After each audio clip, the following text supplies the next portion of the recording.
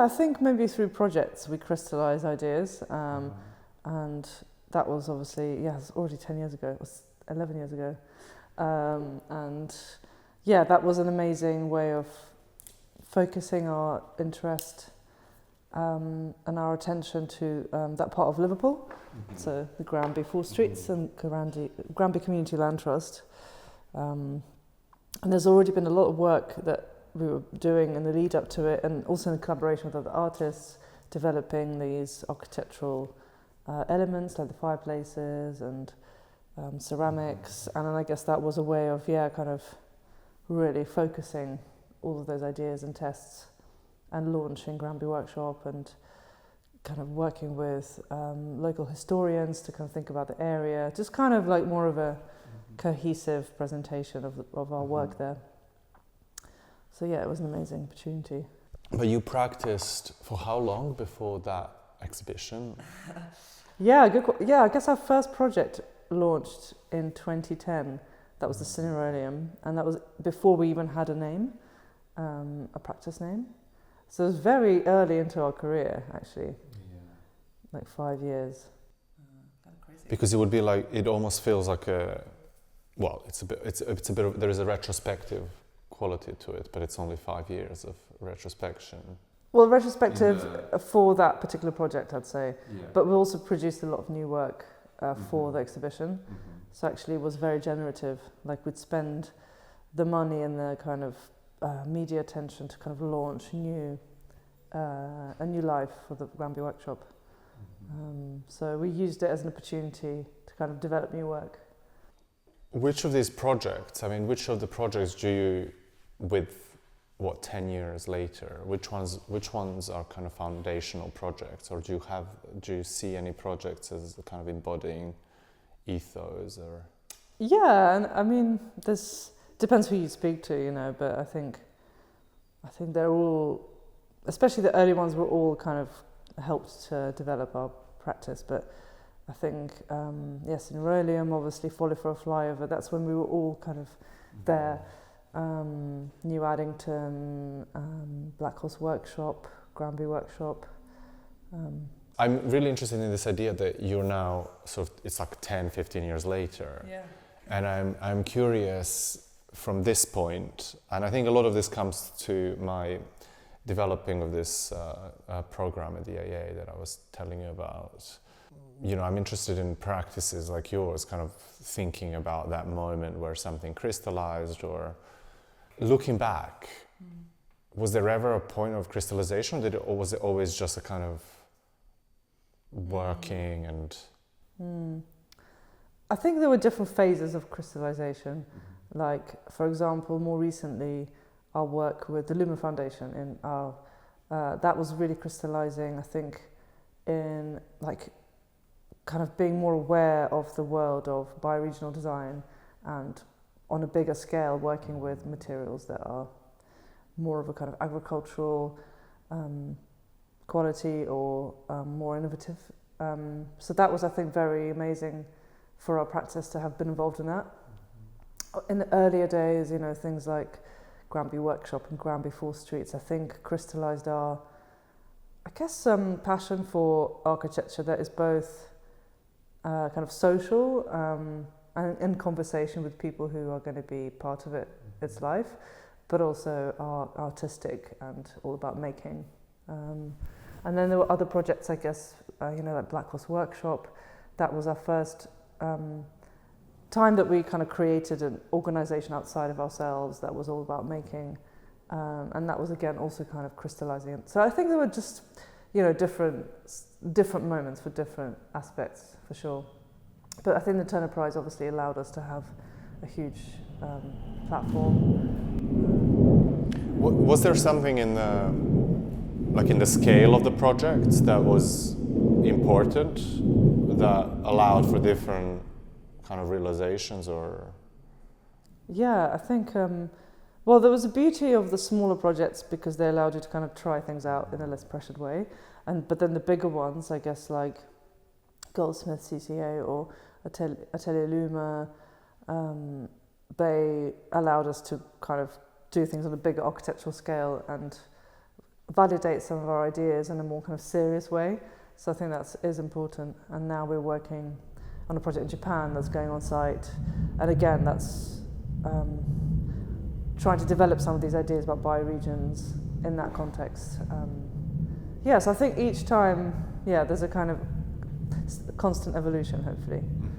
And also some people have gone on to do kind of side research projects inspired by some of these projects or wanting to develop more specialization.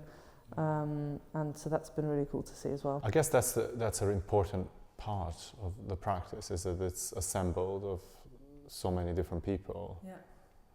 And that within that everyone has their own agency. Maybe in a form, like if we were thinking very conventionally architecturally, like what does that do to your architecture or to your... How do you organize yourselves in relation to a project, and then how is that kind of collaborative thing part of the... Well, we have project leads, so it is, I guess you have people who are responsible, but I think, in the earlier days, it would be that we would, different people would deliver different parts of a project, and so then you kind of get different voices or specialities within the bigger thing. I think now it's also maybe just, something about kind of learning from each other and kind of feeling, it's kind of, at best times, it's more like a kind of art school context where you see other people making things and you get kind of influenced by that and that inputs into your design. I'm not sure. I think it just depends on the scale of the project and who's... And probably there's so many moving parts because you're also a group. Yeah. I wonder that probably every person would answer every question different. 100%. Yeah, definitely. Yeah. Have you ever attempted we've recently been in a book, Thames and Hudson, about Assemble, which was good because someone else kind of looked at it. But when we tried to do our own publication, we never got it. We just had so many arguments, or just not like big arguments, but just sort of disagreements about how it should be done and what stories are interesting. And I think as we get older, it gets more difficult as well. So I think that's why people are getting kind of doing their own thing a bit more. Some people have left or have started new practices, or some people have joined and have kind of pushed for different things. So But how do you see that? Was that something designed, or is that something that just simply has to happen, this kind of dynamic life of a practice? How do you mean? Did you imagine how the practice would live as an organism? I see, yeah. Not really, that's the thing. I mean, obviously, we could, as an individual, probably guess that, I can imagine this person might leave in a couple of years or something. But really, it's just been so organic in the sense that we didn't really plan to start this practice together, and it just happened. And then it's kind of evolved. Some people came back, some people left, and I don't know. It's really gone through different phases, and I think who knows what it's going to be like in a year's time. But what's the value of it in the general context of practices? I mean, you talk to people that practice architecture and art. How is what you have different? Well, we have a different story. I mean, especially in the beginning, it was just very experimental, and because of the lack of kind of the traditional structure, I think people felt a lot of ownership over it, and they could try different things that they wouldn't otherwise try, especially at that age. There was a lot of, I think openness about what architecture could be because of that, because it wasn't necessarily, I don't know, it's constantly like, oh, that looks cool, oh, let's do that, it's sort of more fun. And I think because we had a lot of focus on making things and we had occupied spaces that allowed us to do that, then maybe it was different to the majority of architects. So we could actually try stuff for one-to-one and see it more as almost like an art practice. And I think that's definitely affected how we are now, in the sense that the kind of people that approach us to work with us, or our experience, Yeah. yeah, I don't know, why is it good? I don't know. When it comes Yeah. to structure, Yeah. like, because I guess the structure would have evolved and would have tightened a bit, maybe over the years. So, would you say that your structure works in relation to other forms of practice? I mean, you were talking to Rainer de Graaf the other day. Yeah. I think it has many pros and cons. Yeah, and I think it just depends on who's in the room. But yeah, I think with time it's definitely become more kind of management based or whatever, but because it has to, I guess. But it's quite a common thing. But but so I don't know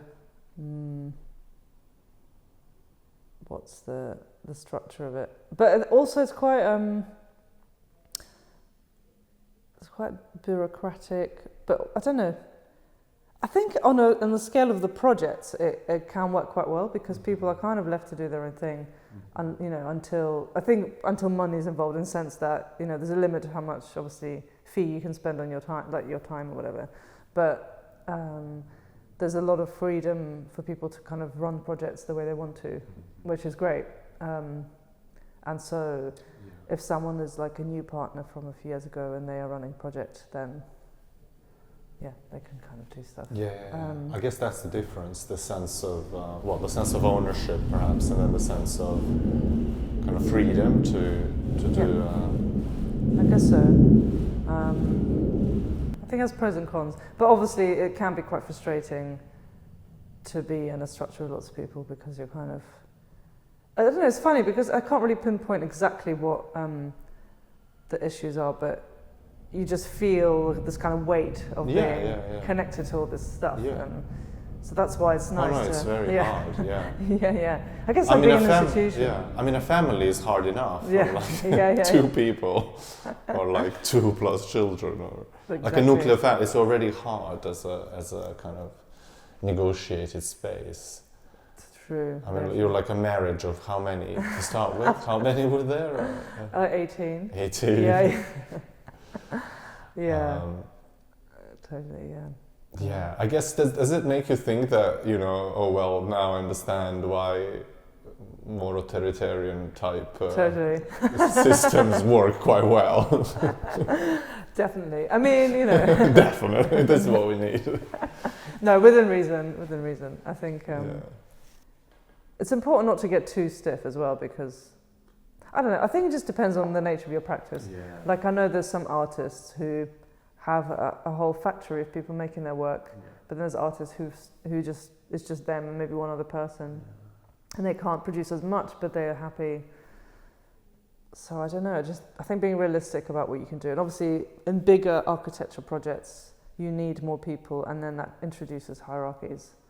So it's something that is difficult to really. I guess another big, I don't know, we're slightly on a kind of heavy side of things, but I guess another burden is that you also deal with some complex things. You're looking at real communities, like complex sites, complex relationships, and so there's surely a sense of responsibility. Yeah, exactly. It's quite serious. Yeah. And there's also obviously the bills and the financial side of things. So maybe it's also kind of, I don't know if it's an age thing. I wonder, like Rainer's saying, an architect, whatever, should stop at this. So maybe if you're at Assemble, you need to stop maybe at some point when you reach your, don't know, don't know what age, but I don't know. I guess you've also, this is another interesting point, is that you've started so early that have you, there's so many of you again, that I don't know how much you've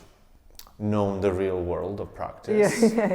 Have you, or would you say that you as a group did? Yeah, quite a few of us worked. It's actually, when we started, most of us had other jobs, and we started as a hobby. But it wasn't very long. I'd worked in a few different offices, but always in a much more junior role. And so was Assemble, or was that early formation of the practice in any way like a reaction to what you saw?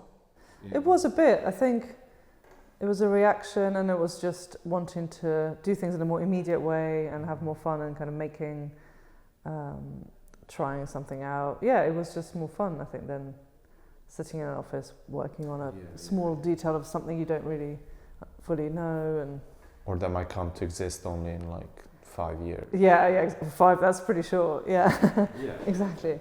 So I think it was a reaction. And also there was a bit of a trend at the time, I guess, with, even at university, we would like build things, and then me and Paloma from Material Cultures and Lettuce, who used to be at Practice, we helped out with Exist. They did the Southern Clydo, and then obviously Practice Architecture built Frank's.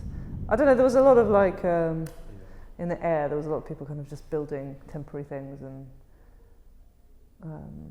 it's quite inspiring. Yeah, especially when you compare. And was it in any way a response to architectural education, as it was? Because I always felt, from my point of view, from afar, I always felt like you were in some way also,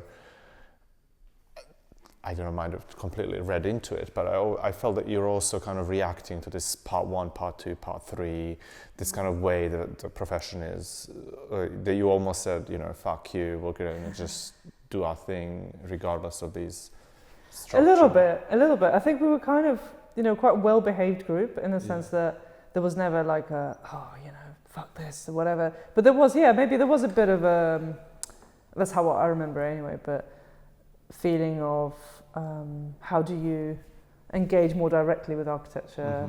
Yeah, how do you go beyond these kind of formalities? How do you get people more engaged in their built environment? I think there was, that kind of philosophy. And I personally felt like, you know, I think we were quite lucky. Our education at Cambridge was quite good, but I felt I learned so much more about detailing and how things are built when I was actually out there in the real world. Like I found it much easier to understand. But did you find any aspects, I don't know if you want to talk about this, but did you find any aspects of that education at Cambridge as also something oppressive that had to be kind of overcome? Or I found it difficult. I think, I found it quite hard because I was really inspired by all the intellectual thinking. So I would go to lectures, but for like my friends who were studying history or something, but then I would just get so confused about how to bring that into the architecture. And then in architecture, I also just, I really enjoy drawing and making, but I don't know, I think for me, I found it hard, more the kind of existential thinking about when you're given all this choice to build something in a place I don't know, all this kind of social responsibility I found like really weird in architecture education. So for me, it just made it a bit confusing, but... You mean the burden of doing the right thing? Yeah, the burden of doing the right thing, or the fact that you're kind of... That if there even is that kind of conversation in education, I just find it... I'm not sure what I think about it. I feel like sometimes it doesn't really help because you're kind of asking too much of people, you know?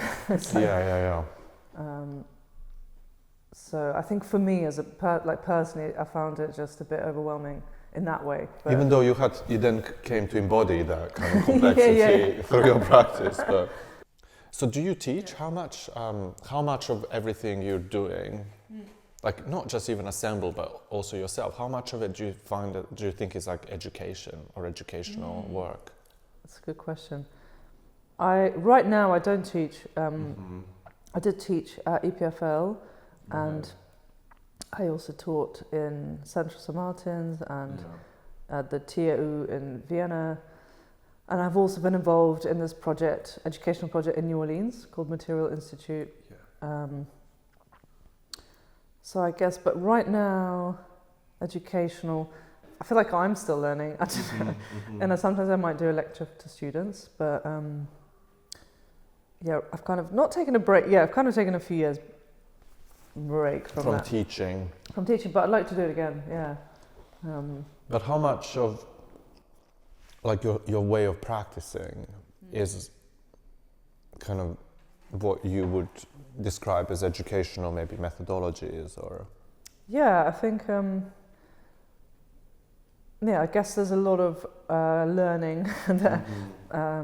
So for example, this project in Japan, we've been developing materials through residencies, and then we would yeah, I guess like try stuff out at one-to-one scale and learn a lot about certain things, and I think it was, yeah, it's quite educational.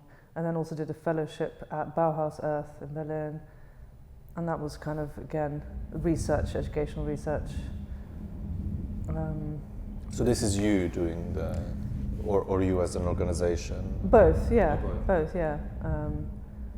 Yeah, I guess there is a lot of internal kind of, yeah, learning about materials and construction, and yeah, I feel like it's still quite educational. But it is a very different experience to actually teaching. Well, as you know, it's like you kind of have to, yeah, it's different. Do you ever find that you're coming to a point where you have some kind of strong beliefs about what education should be, or how do you? I mean, in a way, I don't recognize, which I think is a good thing, I don't recognize a cynicism, or like I recognize a sense of like understanding of the conditions as they are, but I wonder like how do you think about that? What do you mean cynicism towards like the way the world's working? Yeah. Like, yeah, you know, yeah. Again, if you think of Rainer de Graaf, or people like you know, OMA, or like practices like that. Is there a dogma in any kind of aspect of the work? God. Well, yeah, again, if you speak to different people, there'll be different answers. But yeah, I think what I've enjoyed teaching has been, I don't know, like, I think accepting that students are also just different people and they all have like different strengths, and that within kind of encouraging people to feel that they have a role within the building industry in different ways. So that's quite important. And then I think I think it should be fun, you know, and it should be experimental, but I also kind of like it when people learn new skills that are quite tangible. And so I've been recently more interested in kind of moving away from too many questions and kind of, I don't know, giving people quite specific tasks within which they can then go crazy. And yeah, I guess I've really enjoyed teaching where we can make big models or build at one-to-one scale. And so it's really craft seems to be really I guess that's part of it, yeah. Craft, and also just thinking about construction, how we actually build something as being an important part of design. So obviously like the form of the building and the experience and and light and all that stuff is really important, but also just how it actually comes to be in the world.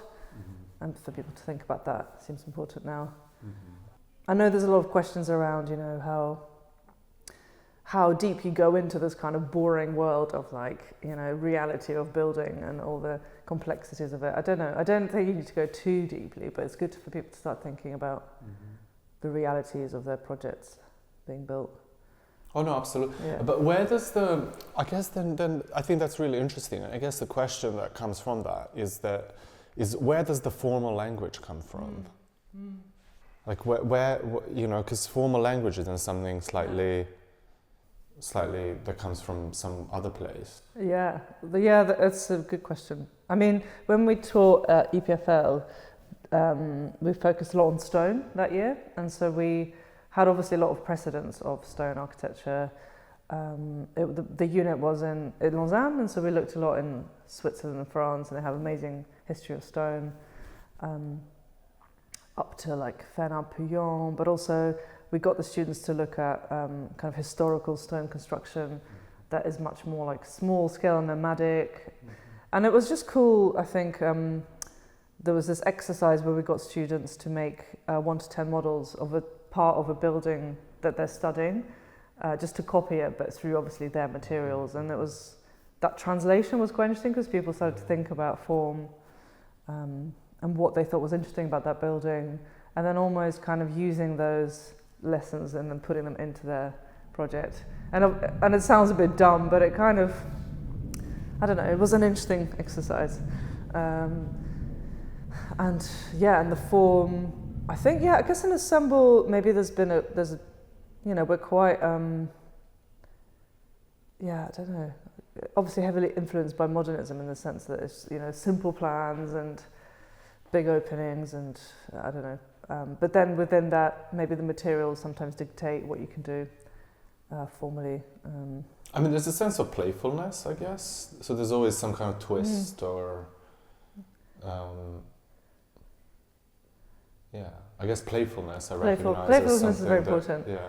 And also a lot of the work, you know, is partially at least renovation of existing buildings. This thing we're doing in Japan is their new build structures, but they're very influenced by the kind of surrounding vernacular typology, kind of playing with it, but also, you know, they are kind of sheddy with weird roofs. But yeah, I don't know, form, it's a good question. And ultimately, I feel like some students have more of a sense for it and some than others, you know, they have more of a talent for that. So yeah. I guess because I think in many cases it's a dialogue with certain histories. I mean, so it's interesting that you mentioned modernism. But then, of course, I guess there's also, in your work especially, there's a certain sensibility towards the vernacular or whatever's there. 100%, yeah. Yeah, and trying to make things a bit weirder. I guess there's very much like a collaging of old and new and like vernacular and kind of off the shelf and crafted, industrial and handmade. And I think that those combinations in construction lead to weird forms. But do you ever think, oh, this is very assembled and then this is not? Yeah, definitely. I think so, yeah. I think the weirder things which are playful and have that duality of being both standardized and handmade, I think that is probably... That's quite interesting. That's probably more assemble. And the standardizedness of something, what does that do? Like, why is that? Well, I guess it's like the reality of where we're building now, and obviously the fact that we need to have an efficient form of construction or whatever. But then those kind of standard panels might be put in a different way or kind of weirdly arranged, and then maybe added to with something special that elevates them a bit. So I think it's the acceptance of our building industry with a twist and rethinking it. I guess that's maybe what I think is cool about Assemble, or has been. Yeah. So in some way, I guess the architectural discourse on style is, well, I don't know, maybe style is something that only emerges after a certain period of time. So it might not ever be evident when it's happening, though probably in modernism there were like a series of rules almost that established it. So, and are there any historical references, or like, do you see yourself in a dialogue with a community? Yeah, definitely. Of makers or architects or artists? Yeah, I think so. I mean, you know, historically, there's a few people that worked at, you know, practices in London, you know, like Muff or 6A, or we were taught by them, or even, you know, Fat, or people like that. And then now I think increasingly we're in a community of people who are, like kind of looking at the, you know, bioregions, for example, material cultures, or BC, and we're part of the ACAN group, and, you know, things like that. But I don't know, Takeshi or what's happening. I don't know, but I think everyone's different, you know, it's... yeah, I think... but then also, you know, some of us look at fashion or like one of the girls in Assemble, she's been doing horticulture training, so she's becoming, you know, kind of really knowledgeable about landscape design, and so I think, yeah, there are like multiple But so has there ever been an attempt to trace all those different interests of different people? That's a good idea. No, we should. That would be really good. And also, you know, like when we were doing the Granby stuff, I don't know, like Gioponti or Scarpa, you know, so the things like that obviously are so...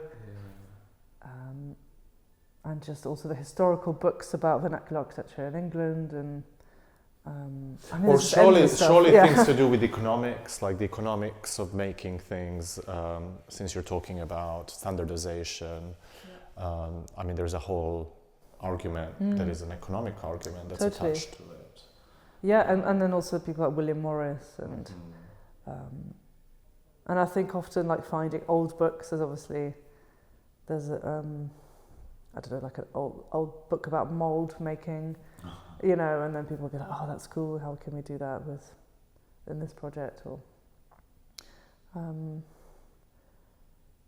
yeah, I think, and also it's quite hard because now with I sound like an old person, but now with Instagram, I don't know, there's like so many amazing like small practitioners, like smaller scale practitioners, and you kind of end up following all these people and being inspired, but it's like now I'm trying to remember all their names. I'm like, I don't remember.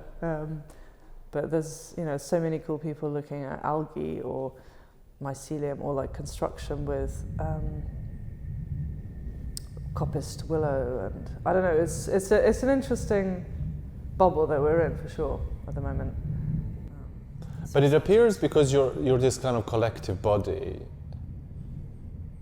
you're probably tapping into a lot of different worlds, as you said earlier. But it is then interesting to think about how that manifests, because I guess someone from the outside would say, oh, well, that's really easy, or like it's so easy for them to kind of do loads of different things, but maybe it's not. Maybe it's actually quite the opposite, because then even though you say that individually members of Assemble do projects that they want to do, so everyone has a certain freedom within this framework. I wonder is this institutionalized? Like, are these kind of forms of diverse thinking? Is this kind of part of the written agreement, or how do you? Oh God, no! I wish no. Maybe it should be. I wish it should be. Yeah. Yeah. No, I think they also come as trends, and I think some people are definitely more proactive in doing their own independent research, I'd say. But then, yeah, I think there's definitely waves. Like, you know, at one stage we were so into ceramics as a practice, it was kind of obsessively designing tiles, and now I think everyone's really into thatching or straw or whatever. I don't know, and so it's quite interesting. You kind of get.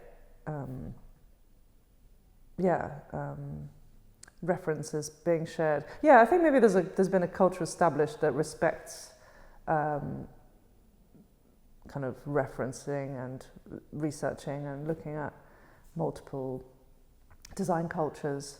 So I think that is respected, but it's not always that people have time for it, and we haven't. So it's not always there. So how are you organized? Are you like a limited company? Are you what's? Yeah, we're LLP. Liability Limited Partnership. Okay. Yeah, so people are partners. Limited liability. Limited liability. Yeah. Sorry, God. Yeah. Oh, same. Okay. Yeah. I mean, it sounds kind of both fascinating and complex. Daunting. You're like, God. Yeah. But I think there's also something, because you know, you're probably approaching 40, or not yet, but approaching. Yeah, we all are. Everyone. And then with that, but it is interesting. I think it is interesting because as a group, you kind of skyrocketed at a point in a career where actually most creative practices are really there's early stages of incubation. To kind of borrow this incubator language. It takes a younger practitioner a good 10, 15 years to kind of work through a bigger established practice, leave, start their own little practice, do a little extension and dormer and this and this and that, and then maybe if they're really working hard and if they're a good place, they'll be in a position to do their own tiles, to design their own tiles at the age of 50. And so I just wonder what I guess what this allows you something, but I guess maybe it also allows you to see the world differently. I don't know, it's a very broad question.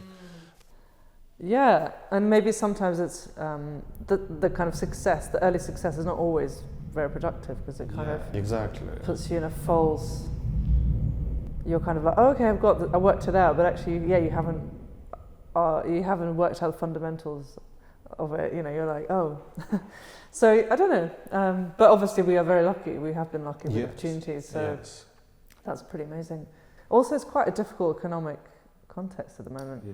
I'm sure you're hearing that a lot. So, yeah, it's becoming more and more important to kind of have a niche or. So the project in Japan, what are you actually building? Yeah, so it's actually the client is the same. OKRM worked with them on obviously a different thing, but it's the client is Goldwyn, which is a techwear brand. Okay. Yes. And they design and manufacture lots of like ski wear and tents and things like that. And they have a factory in this rural part of Japan, in Toyama. Yeah.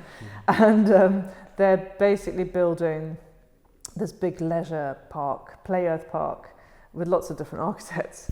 They're working with a few people who are Japanese architects, and then Japanese landscape designers, and a British landscape designer, Dan Pearson, and us, and Lena Gottmeier, and yes, it's kind of like a whole mix of people. And so different people are designing different things, and we're designing a campsite. Nice. So for people to bring their intents to camp, but we're building little buildings for them. It's like a little village for. Well, are you building the supporting infrastructure? The supporting infrastructure, like showers and Yeah, little classrooms, a cafe, whatever. Oh, what a great project! It's a really funny project. Yeah, and I think our part of the master plan is definitely the most sort of like wild one, I guess. And have you done much abroad? We have done a bit abroad. Well, yeah. Another in France. Yeah. In France, and then in Japan we did a small structure for a brewery, and we've done exhibitions abroad. We're doing a couple of museum in Belgium, so like small things here and there.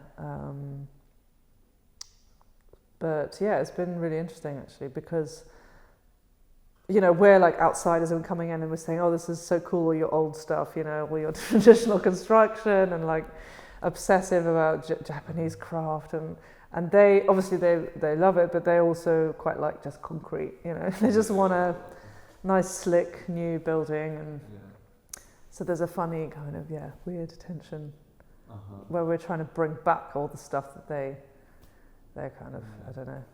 You can tell them to read Tanizaki's In Price of Shadows. Oh, yeah. Which is kind of aggressively saying, if the Westerners didn't come, we would have had, such much more better architecture. Yeah, I have read it. It's really funny. Yeah. It is very. Because I think everyone romanticized this book, but actually they romanticize the idea of shadows, but actually it's quite an aggressive. He's quite angry. Aggressive, very angry. Yeah, it's true. Are there any kind of, we started this conversation, me asking about theory, but I don't know, I wonder if there are any theoretical things that you rest on. I appreciate, like, it's an organism, but I wonder, are there any, like, little bits of text that you're all, actually, this is where we all agree, or... Yeah, I think that's a really good question. I think we need that more. I think it used to be more like that before. I think, like I remember, I don't know, when we would, especially kind of the kind of workspace projects like Blackhorse Workshop or this factory as it might be, there was a lot of reference to, obviously William Morris, but also like Ruskin or just... Yes, people like that, and but also kind of more contemporary writing about making and the making hand, and Richard Sennett, people like that. But I don't know. I feel like now it's become much more, and I don't know, and bell hooks. There's so many people that have been part of our reading list or whatever. But I think now it's sprawled a lot, like into more specialised areas. And so if you speak to Jane, obviously she is referencing a lot of kind of feminist writing, and then if you speak to someone else, it'll be about rural Britain and thinking about that localism or yeah local, I guess so. So yeah, I don't think we have a unified text.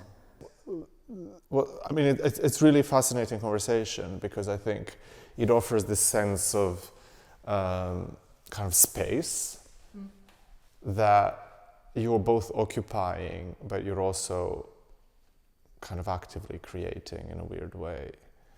Because it sounds as if you've created a space and now that space is there and you're kind of... That's a nice way of looking at it. Yeah. That's true. You're kind of there and with all its complexities. I don't know, like if I was to just ask like a kind of very dull final, I wonder where is the most joy in this space that you... Oh my God, the most joy.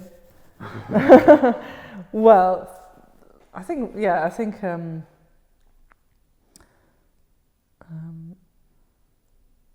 in new collaborations actually, and in new ways of like seeing an old thing, and when that comes together, it's just really fun. Like this is like a very silly example because it's such a small project, but we did the sculpture Fiber Dog last year. I don't know if you saw that, but it was curious to see what you think. But it was fun because it was just... I thought it was fun. Yeah. It was fun because it was just, we're interested in building in this way on bigger projects, but obviously it's just like a fun test to work with this Thatcher and this Weaver, and it was just, I don't know, just kind of like low pressured experiment. And now at a bigger scale in Japan, like I'm kind of excited to see the construction of these things. So I think the sense of fun, coming together of new joinery of things. Because it is expansive, I guess. We're quite lucky to be able to work with a lot of different people. And so if you new people. So if you've had enough of the people in the office, you could just be like, well, let me just try and make something new here. So I think that as a space, like you said, is quite powerful actually. But you also individually must have kind of created your own mini spaces. Yeah. That, we've spoken about this, but what's interesting is that bigger space allowed you to develop these smaller. Definitely. I think that's kind of collective story is, for all those complexities, it has allowed us to do so much more than you could as an individual. And because of its generosity, the fact that we kind of share all the resources, it's quite amazing. So I think I'm quite grateful. Is it a model? Do you think it is a model? I think it has to be quite, you have to be quite critical and realistic about it for it to be a model. It's not a model for everyone. And I think it's important to acknowledge that a lot of us, like, for example, studied together or in the same institution and we're a similar age. We're like, there's a bit of diversity in demographic, but it's not very extreme, the differences. And so I think it makes it a lot easier for you to kind of be on the same page about stuff. Whereas I have worked with organisations where there wasn't a clear structure, but people are also very, very different, and that's very complicated. So I think just being realistic, about who you are, where you are. I tend to tell students that they do need a little team. Yeah, you always need a team in architecture. Yeah. It's very hard just being by yourself. Yeah. You took that to another kind of extreme. And I think if people have their own little mini space within the space, like you said, then I think that makes it more viable. So like even if you're, when we did, I don't know, the Folly for a Flyover, whatever, ages ago, but within that, we had a shared idea, but then people would be focusing on different elements of it, and there would be their little mini kingdom. So that makes you feel, I think that's quite important. There's also something about, like social capital or capital, like things that, I presume that when you have 18 people, that they all draw from so many different like cultural spaces, environments, and that allows for greater opportunity, perhaps. And so there's also something about opportunity that I guess is there to be understood, but I don't know how fundamental it is. Is that something how are you finding your practice? No, I'm actually, it's more that I'm developing this incubator program at the IA, cool. and I'm thinking through what we may discuss and what stage. And I think I'm reading a lot about it, and of course, like I think if someone was to start a practice, I think you do need to reflect on your current place in the world, like who can be my client, if you were just to kind of be really blunt, like who do I know? They might need an architect, like and it sounds, oh well, if you're well connected or wealthy, like, oh, it's easier. Of course it's easier, but I think you still need to really understand your place, and then I don't know, did you ever have a strategy when it comes to kind of how to, well, just the fact that you are this many people and that you all know loads of people, and I mean that is in itself, like, it's like, okay, well, we have a market, like we can generate markets just by the sheer, definitely, I think so. I think that's always either happened organically, or we did have like a spreadsheet where people would enter people they know or things, especially when we were like looking proactively for work. Definitely, and like you say, it's true. It's definitely, it's amazing how much there is out there if you communicate what you do. It's true. And also I think that, this, when you're young and you're just experimenting, you can do so much, I guess, like kind of, your time is less precious, and so you can get a lot done. So it's a good idea. And you can reach different niches. And definitely. I'd like to see so that's program. part of the conversation. I mean, that's part of what I hope to be a conversation. Like, are you, like, I think, the clubbing cultures are notoriously like connected and vast. Totally. And I've never been part of one, and I'm like always like, oh, I feel like. I met a lot of people by clubbing in London. It's true. It's amazing. And I have a friend, actually a friend, who used to be in Assemble and now is working as part of House of Aneta, this project we have. Anyway, and they're also working on the redesign of the Spanners Club. Spanners is kind of this queer club or whatever. So it's true, there's all these clients that you wouldn't think about, but